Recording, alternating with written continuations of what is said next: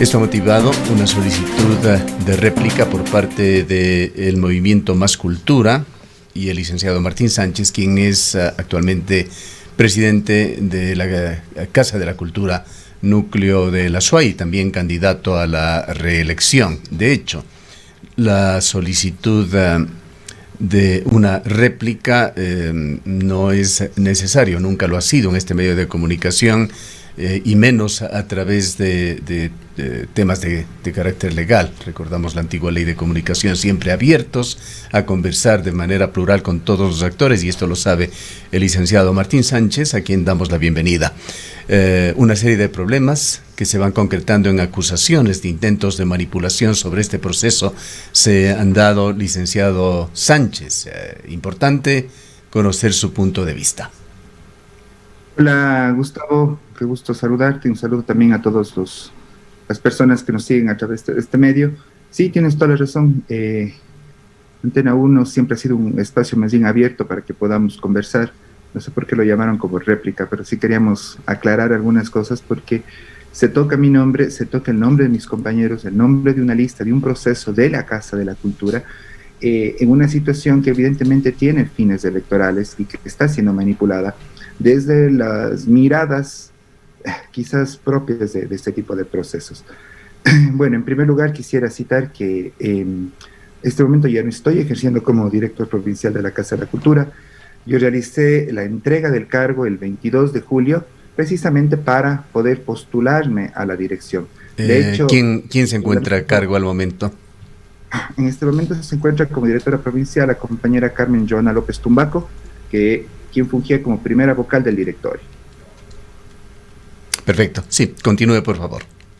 En primer lugar, el reglamento no me exigía que deje el cargo para poder ser candidato a presidente, eso es importante citarlo, porque el reglamento me indicaba que podía sacar yo licencia o vacaciones, inclusive una vez que estén las candidaturas aprobadas. Sin embargo, yo opté por renunciar al cargo para poder efectivamente dedicarme entonces sí a un proceso electoral. En este sentido, lo que me voy a referir, mi querido Gustavo, es a las expresiones que se han brindado y dar una explicación técnica de las cosas, porque no se puede ir en explicaciones que no marchan. Quizá nada más que para poner un orden más o menos lógico, diríamos, en esto, pues muchas cosas se han dicho. Vayamos por las acusaciones más recientes, más frescas. Se ha señalado que el padrón electoral está siendo manipulado y se le acusa a usted. Bueno, mira, absolutamente falso. No podemos faltar a la verdad en este tipo de cosas, en cosas que son tan delicadas.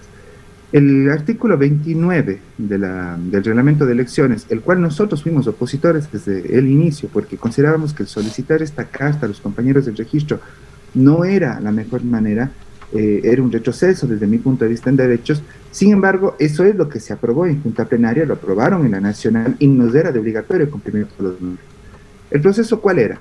El artista, el gestor cultural, entrega su carta solicitando ser parte de la asamblea de elección de presidente o presidenta, y esa carta se valida con una lista que es enviada por el Ministerio de Cultura y Patrimonio con una fecha de corte, porque tiene que contemplar algunos aspectos, incluyendo el tema de domicilio.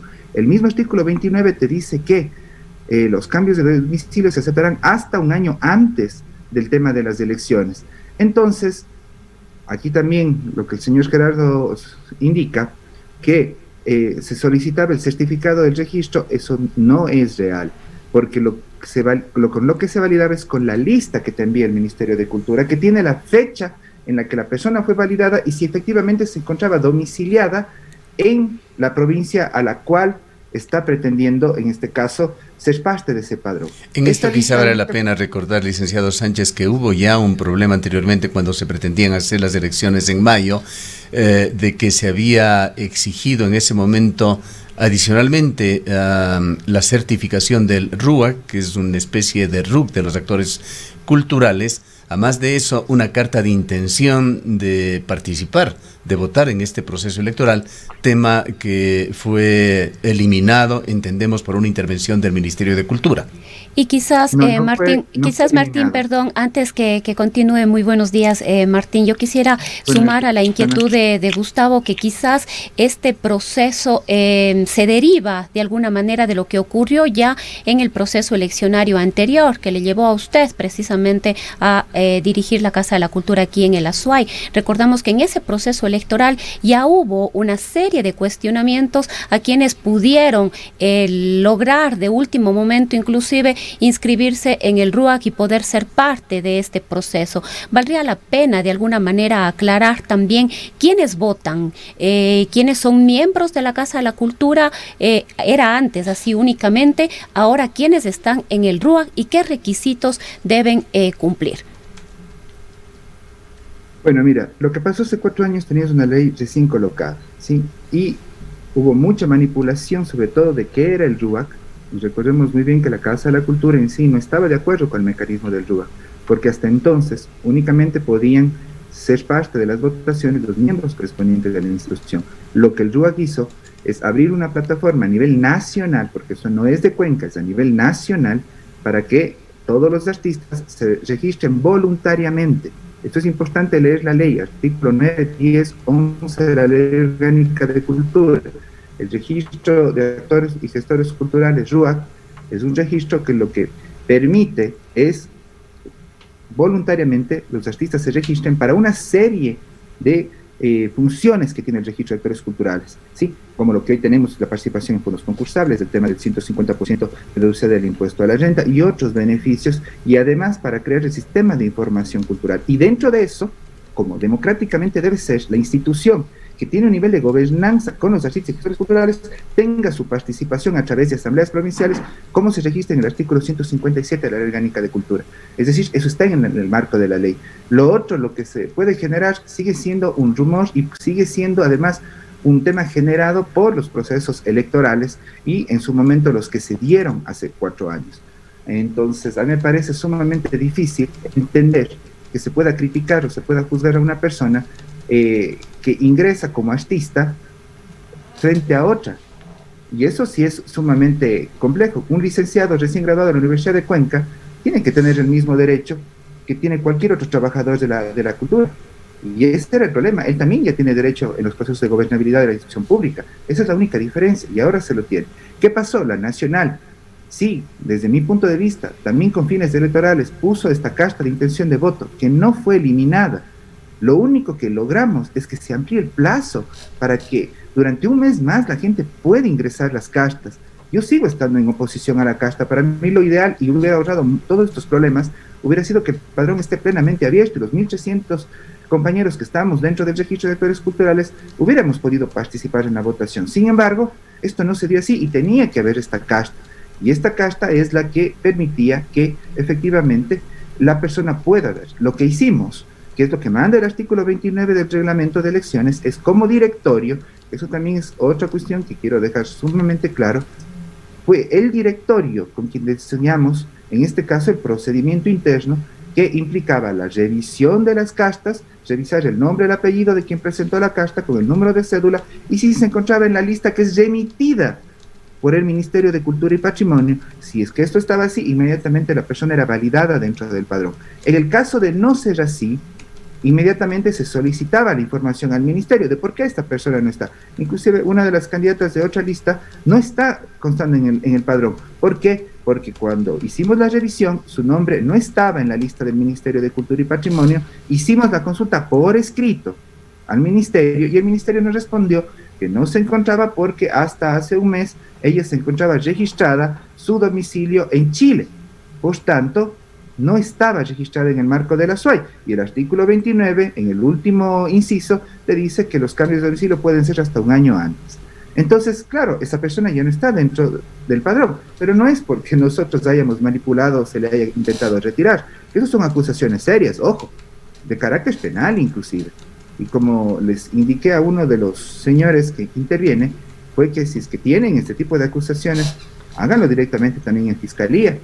porque fácil es también indicarlo en los medios de comunicación, indicarlo a través de las redes sociales, pero si tú tienes un tema de estos, puedes hacerlo directamente ahí, porque efectivamente estás incurriendo en un delito, lo cual nosotros no lo hemos hecho.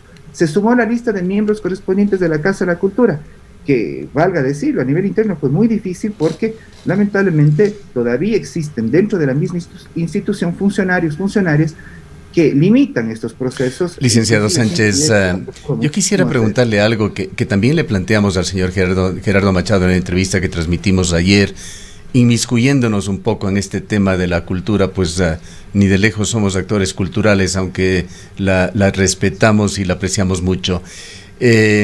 ¿Cómo es esta situación del RUAC? El RUAC es una especie de RUC para actores culturales que entendemos abre las puertas a ciertos beneficios, como que no se pague el IVA en determinadas actividades, o a la participación en ciertos concursos que realiza el Ministerio de Cultura. Pero de allí a que el RUAC, un documento que entendemos tiene también la aplicabilidad para temas financieros, de las finanzas públicas, con el Ministerio de Finanzas para el pago de impuestos, sea el que regule el ingreso o no, sea el que determine la calidad o no de artistas ecuatorianos, sí nos llama la atención. Hasta donde recordamos nosotros, y yendo un poco a los lejanos años, la Casa de la Cultura ecuatoriana ha sido históricamente una entidad independiente que hacía justamente apología de esto por parte de artistas, de intelectuales. Hoy nos da la idea que más parece un apéndice del ministerio, todo regulado por la ley de cultura, incluso esta situación de las elecciones.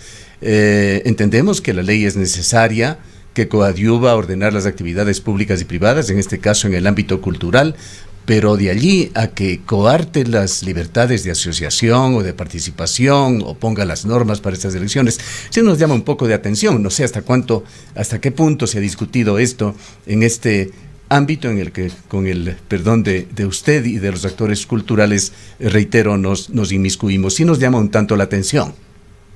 Más bien, mi querido Gustavo, ha sido al revés. El nivel de autonomía de la Casa ha sido respetado en el término de decisiones.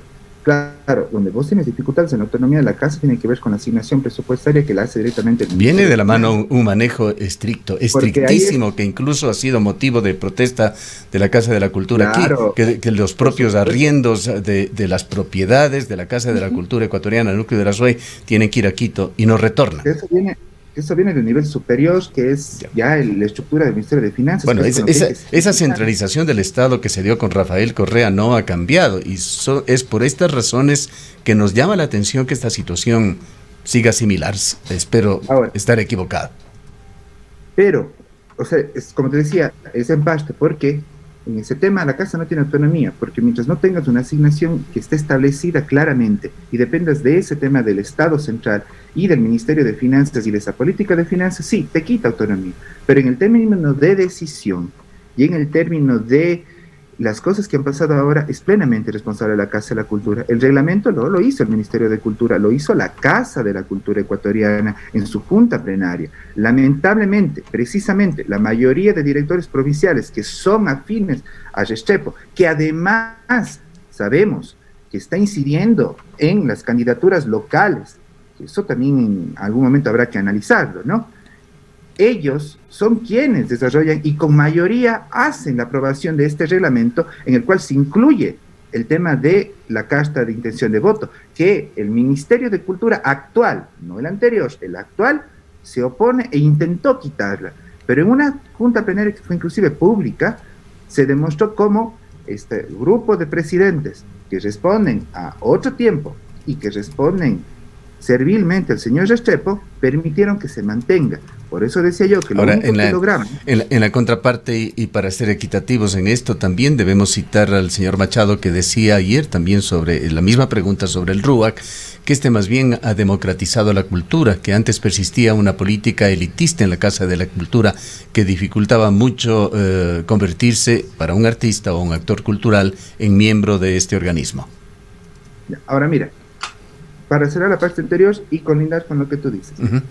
El RUAC es una herramienta que debería permitirle a que el artista, el gestor cultural, sea el emergente o sea el de amplia trayectoria, ¿sí?, tener herramientas igualitarias para poder trabajar. Esto es del tema tributario, los asuntos para participar en fondos concursables, que existe el mapeo, la base de datos sobre las cuales se puede generar política pública, porque ahí se va sabiendo cuántos están, en qué áreas, en qué ciudades, bajo qué condiciones. Entonces es una herramienta. Eso también, por favor, hay que entenderlo como una herramienta. Y que esa herramienta, que es de libre acceso, porque es voluntaria, ¿sí?, permite que el artista pueda moverse de mejor manera. Ahora, que se le intente politizar y pensar que es para el tema de la Casa de la Cultura es un error. ¿Qué pasa si un artista decide no tener el RUAC? ¿Está dentro de su libre albedrío o simplemente con eso deja de ser artista? No deja de ser artista. Yo no soy artista porque estoy en el RUAC o soy miembro de la casa, eso no me define como artista. Pero si es que yo quiero facturar, tengo que sacar el RUC, el Registro Único de Contribuyentes. Si no, no puedo ir a sacar facturas. Entonces, vivo en el Ecuador, vivo en un Estado de Derecho, y para poder tener ciertos beneficios, pues bueno, sí tengo que cumplir con lo que la normativa establece. O sea, en este caso, el RUAC Sin embargo, Martín, ha habido una serie de pronunciamientos de gente que es reconocida, que está dedicada a distintas actividades artísticas, al arte en sus diversas manifestaciones y que no ha logrado ser parte del RUAC. La existencia o no de esta herramienta todavía está en debate. Hay una serie de cuestionamientos de personas que han estado vinculadas a la casa, que han estado vinculadas tanto a la gestión cultural como a la práctica y al ejercicio del arte y la cultura, y que no han logrado poder ser inscritos en este RUAC, lo que además les impide no solamente participar de un proceso eleccionario como en este caso, sino de participar de otras actividades que generan recursos, que les generan recursos por su trabajo. Mira, durante mis 4 años de gestión hemos tenido una oficina permanente de asesoramiento para que cualquier compañero que tiene un problema, porque el proceso se lo hace en línea, y entiendo que hay colegas que tienen dificultades en manejo en línea, podían acercarse a la casa y nosotros les hacíamos el acompañamiento, e inclusive, si era necesario, se enviaba cartas al Ministerio de Cultura para que el Ministerio asuma su responsabilidad. Primero, hay que dejar claro, el RUAC no es de la Casa de la Cultura. La Casa de la Cultura no interviene absolutamente nada en el RUAC. El artículo 10 lo dice claramente, esto es de competencia absoluta del Ministerio de Cultura y Patrimonio. Entonces, son ellos quienes validan. Si está con algún error cuando se llena el formulario, sí, son errores que pueden ser subsanables permanentemente. Entonces, eso cada compañero puede ir haciendo. No quisiéramos quedarnos en esto y vayamos a lo que había sido el motivo de esta réplica, si podemos llamarle así, o de este diálogo. Martín, ¿qué relación tiene todo este tema del RUAC con la elaboración del padrón? ¿Y qué respuesta, le rogamos sea lo más concreta posible en honor al tiempo, se daría a las personas que le acusan de haber manipulado el padrón? Primero, en lo absoluto se manipuló el padrón. Se siguió un proceso técnico, insisto, con el listado que el Ministerio de Cultura y Patrimonio remitió al núcleo de la SUAY en 2 momentos, a mediados del mes de marzo y el otro que fue, a mediados del mes de febrero y el otro que fue a mediados del mes de junio, sí, se trabajó en base a las fechas que el Ministerio de Cultura hizo. Simplemente quienes estaban dentro de ese rango de fechas, que eran hasta los 90 días de las elecciones, que era el 21 de mayo, y presentaron la carta, fueron validados. Quienes no estaban dentro de esta lista del Ministerio de Cultura y presentaron la carta, no fueron validados. Hay muchos casos de compañeros que, claro, presentan el certificado del RUAC, pero se habían inscrito posterior al 21 de mayo, ya no podían ser validados, o que habían estado domiciliados en otras ciudades del Ecuador, pues, como dice el reglamento, no podían ser parte del padrón de la SUAY, porque el cambio de domicilio podía ser hasta 1 año antes. Eso es todo lo que se hizo. Se sumó a la lista de miembros correspondientes, ¿sí?, en donde, efectivamente, una de las cosas que es verdad y que la Junta Provincial tiene que hacerlo, es que nos indican que hay un nombre repetido. Sí, existe un nombre repetido, hay que eliminarlo, porque hay muchos compañeros que son miembros de la casa, miembros del registro, ¿sí? Y me indican también que hay algunos nombres sobre todo de compañeros miembros de la casa que lamentablemente han fallecido, que hay que eliminarlos, ¿no? Entonces, en eso plenamente de acuerdo, es decir, ese último proceso sí se lo puede hacer. Segundo, desmentir que fue hecho por mí, fue hecho por el directorio provincial del cual yo era parte, del cual yo lo presidía, y sí, el trabajo fuerte, en este caso que fue las audiencias públicas, yo estuve al frente, de manera responsable, transparente. Ningún otro núcleo provincial hizo la validación pública. Entonces, que aquí se quiere utilizar ahora esto y generar una especie de ruido sobre el tema del padrón para poder desvirtuar mi proceso de candidato y poder apuntar a los procesos de otros candidatos, no me parece adecuado. Segundo, me parece sumamente grave que se diga que tras no ser atendida la candidatura, una candidatura, entonces ahí es cuando se decide hacer un proceso de impugnación a Martín Sánchez, a la candidatura que Martín representa, porque conmigo hay un equipo de personas, no es el Martín, es un equipo, y ese equipo representa a muchos sectores, no digo a todos, pero sí a muchos, porque los compañeros de esta lista, pese a que tuvieron 6 meses de reglamento en sus manos, han omitido temas sumamente necesarios para cualquier cargo. Ustedes son del movimiento Más Cultura, Martín, correcto, y tienen su propia lista, pero ¿qué decir sobre el segundo punto importante que vale la pena aclararlo en este diálogo? Las acusaciones tanto de la candidatura de Gerardo Machado por el Frente de Cultura de la SUAY y de adeptos o de integrantes también de la lista que la preside Joana Cruz de la plataforma cultural, que señalan haber tenido problemas para inscribir sus candidaturas.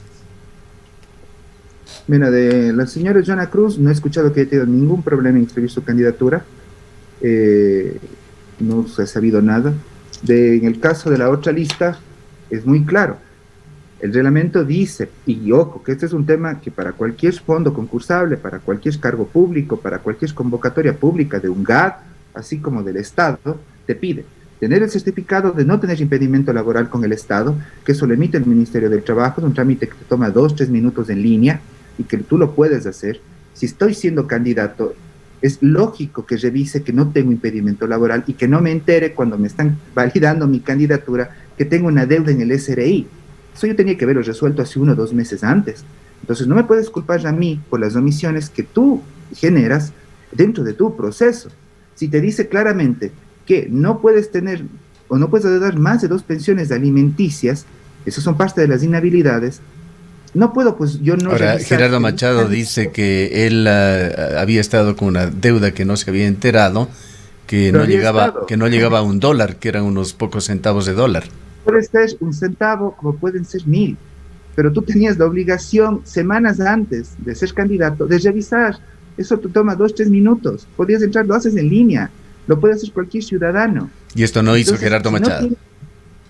Si es que él no lo hizo, es un tema de él, no tiene por qué culpar ni amigo a la Junta Provincial o a la Santa Inquisición. Dios, o sea, es sencillo.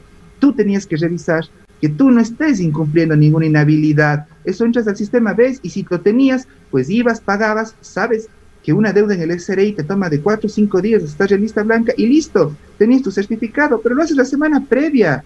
No te enteras porque la Junta Provincial te dice, hey señor, no le puedo calificar porque usted tiene una inhabilidad. Y luego de eso... Se ha puesto, y perdón que tengamos que acelerar el paso, se ha puesto efectivamente una acción de protección con respecto a estas elecciones por parte del Frente de la Cultura que apoya a Gerardo Machado. Yo no conozco que ya esté puesta la acción de protección, porque entiendo que los señores han apelado a la Comisión Electoral Nacional, que es puesta por el señor Restrepo, del cual además varios de sus candidatos son afines. Entiendo sí, que... Perdóneme la ignorancia, ¿el señor Restrepo es el presidente nacional? El presidente de la sede nacional, así es, quien puso la Comisión Nacional Electoral, que es además la instancia de apelación de segunda instancia y de voz definitiva. Es decir, que cualquier decisión que la Junta Provincial haya tomado, sí, es apelada a la nacional, esa es de acción definitiva. Que eso es centralismo y eso es sí quitarnos la competencia a las provincias, que también nos opusimos de esa parte.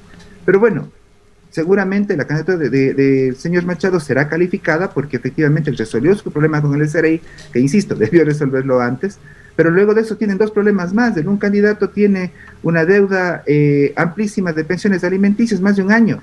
Entonces tienen que pagar esa deuda. Si quiero ser candidato, pago esa deuda. ¿A qué otro candidato se refiere? Dentro de la misma lista del señor Machado. Gerardo Machado. Si tienen un candidato que adeuda casi un año de pensiones alimenticias, cuando la ley, no de la Casa de la Cultura, a nivel general para cualquier cargo público te dice que máximo puedes estar con 2 pensiones alimenticias adeudando para poder ser parte de un proceso público. ¿Alguna posibilidad ahí de que efectivamente lleguen a postergarse nuevamente las elecciones, como ha sugerido el señor Machado? Bueno, pues yo no puedo asegurarte que eso no pase. Ellos podrán hacer la intervención que consideren pertinente en el ejercicio de sus derechos ciudadanos, las cuales tendrán que pasar por un proceso en el juzgado en el cual esto caiga, en la sala en la que esto caiga, y el juez pertinente hará el análisis de las evidencias. ¿Hasta cuándo están abiertas las inscripciones para candidatos? Ya se cerraron el plazo. Había un plazo que era entre el 19 y el 23 de julio, luego habían 2 días para que la Junta califique las candidaturas, luego había 2 días para que las candidaturas no calificadas presenten sus observaciones, para que te apelen, para que impugnen también a las otras candidaturas. En este caso, imagínate, a mí me apula, a mi lista, a nosotros, a los compañeros de Más Cultura, impugna nuestra candidatura alegando que el padrón fue desarrollado cuando yo ejercía como director. Ya. Eso no es. ¿Y quiénes están oficialmente inscritos aquí en el núcleo de la SUAY? Este momento, oficialmente inscritos se encuentra la candidatura de los compañeros de Plural, donde está la señora Joana Cruz, y en este caso estamos nosotros, los compañeros de Más Cultura, que lo conformamos, mi persona en la cabeza de la dirección, Priscila Solano, Tuga Astudillo en las primeras vocalías, Ricky Núñez y Pilar Tordero en las segundas vocalías.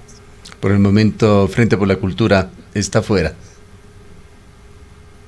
Pero lo que sí quiero dejar claro es que es por sus omisiones. No nos culpen a nosotros y no traten de politizar o hacer algo, porque eso es faltar a la verdad. Acusarme a mí o al tribunal de haber actuado incoherentemente o de querer manipular son acusaciones serias. Cuando las omisiones vienen por parte de ellos, el reglamento está hace 6 meses. El artículo que cita las inhabilidades es sumamente claro. No estar preso, tener el certificado de no impedimento laboral, no incurrir en 2 pensiones alimenticias, y el último asunto era que no tener contratos con la Casa de la Cultura. Eso era todo. Si fallas en eso, ¿cómo puedes postularte? Incidentalmente, en el resto de provincias del país se han presentado dificultades o las cosas marchan normalmente. Entendemos que en todas ellas también dentro de 15 días, justamente el 20 de agosto, se realizarán las elecciones. Entiendo que hay varios problemas en algunas provincias, no conozco de todas, pero sí de algunas. En Tungurahua sé que se está impugnando una candidatura, sé que lo han hecho en Pastaza, sé que lo han hecho en Morona, sé que lo han hecho en Zamora, sé que en Esmeraldas también están candidaturas impugnadas. Lamentablemente, este es un proceso que pasa por ese tipo de etapas. Lo importante es regirse al marco de la normativa, de la ley. Si cumples con la documentación, es lo que a mí me decían. Si yo tengo mi documentación completa, ¿por qué me puedes impugnar? Yo entregué hasta una declaración juramentada con el tema de las pensiones alimenticias, capturas de todos los ministerios de que no estoy incurriendo en ninguna inhabilidad y todo el resto de documentos que me solicitaba. Entonces, si no incurres en ninguna inhabilidad, si tienes la documentación habilitante, no tienen por qué impugnar. Pero luego de eso ya empieza también el juego político, que hay que entenderlo y hay que mirarlo desde ese lado. Entonces, yo vuelvo a hacer un llamado, querido Gustavo, querida Rosana. Aquí tenemos que ir con propuestas, tenemos que empezar a hablar de propuestas. No podemos manchar a las candidaturas como tales y tampoco podemos manchar a la institución. Ya basta de eso, basta del pasado. Recordemos, hace 4 años tuvimos 4 presidentes de la Casa de la Cultura en 2 días y hubo un mini golpe de Estado con una presidenta que luego actuó, que nunca fue ingresada en los sistemas y que eso ya la Contraloría verá porque no tuvo la legalidad del caso. En las cuales el padrón electoral salió el día anterior a las elecciones, ojo, el día anterior a las elecciones, hace 4 años, recordemos, y que a mí se me intentó impugnar 2 días antes de las elecciones, cuando ya había pasado todos los procesos. Ahora no hay ese caos. El padrón electoral fue publicado el 7 de julio, ¿sí? Es decir, hace casi un mes atrás, donde se pudo haber hecho todas las observaciones y el directorio pudo haberlas corregido, no se las hicieron en ese momento, fue hecho público.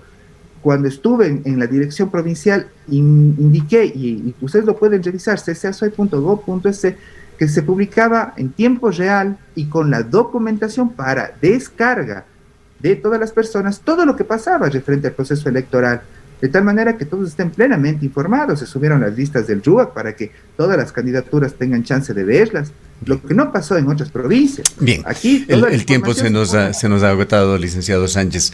Queremos agradecerle por su interés en expresar lo que nos ha comunicado en esta mañana y compartirlo con nuestro público, y esperamos también que el 20 de agosto se realicen estas elecciones en forma normal, en un ambiente democrático y transparente. Gracias por su presencia. A ti, Gustavo, a ti, Rosana, un fuerte abrazo a todos los que nos miran, nos escuchan, y vamos, de verdad, con alegría, con ánimo, con propuestas. Es que yo igual les invito a seguir a Más Cultura, que eso es nuestra propuesta. Declaraciones del licenciado Martín Sánchez, actual presidente del núcleo de la SUAY, de la Casa de la Cultura, quien ha encargado, nos ha señalado la dirección a Carmen López Tumbaco en este proceso en el cual él se candidatiza también para una reelección por el movimiento Más Cultura. Son las Cuenca, año 2050. Cuando la contaminación y la escasez de agua son problemas en todo el mundo, en Cuenca, Ecuador, todavía se vive tan bien como hace 30 años. Esto gracias a que los cuencanos tomaron decisiones correctas, como la construcción del proyecto hidroeléctrico Soldados Yanuncay, que ha generado 22 megavatios de energía limpia, reguló el caudal del río Yanuncay y garantizó el agua potable para Cuenca y agua de riego para San Joaquín y Baños. Aunque esto parezca ficción, es nuestro compromiso con Cuenca Bicentenaria, el Ecaustro. Juntos generamos agua y energía para la vida.